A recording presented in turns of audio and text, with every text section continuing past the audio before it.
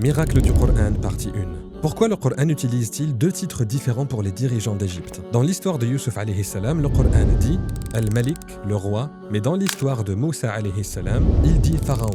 Mais pourquoi? Après tout, ne gouvernait-il pas la même terre? Voici le point essentiel, le titre Pharaon n'était pas toujours utilisé pour les dirigeants égyptiens. Ce titre a commencé à être utilisé pour le dirigeant lui-même vers le XIVe siècle avant Jésus-Christ, durant la période du Nouvel Empire.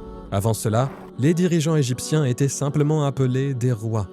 Maintenant, regardons la chronologie des prophètes. Yusuf alayhi salam a vécu avant le XIVe siècle avant Jésus-Christ, ce qui signifie que le dirigeant d'Égypte durant son époque n'était pas appelé Pharaon. Ainsi, le Coran appelle avec exactitude le dirigeant de son époque Al-Malik, le roi. Mais Moussa alayhi salam a vécu plus tard, à une période où les dirigeants égyptiens étaient appelés des pharaons. Ainsi, le Coran désigne son ennemi comme Pharaon. Aucun être humain n'aurait pu connaître cela il y a 1400 ans. Les découvertes archéologiques ainsi que la capacité de lire les anciens hiéroglyphes égyptiens ne deviendraient possibles que plus de 1000 ans plus tard. Pourtant, le Coran a utilisé les titres exacts, au bon endroit, prouvant une fois encore qu'il ne peut être que la parole d'Allah.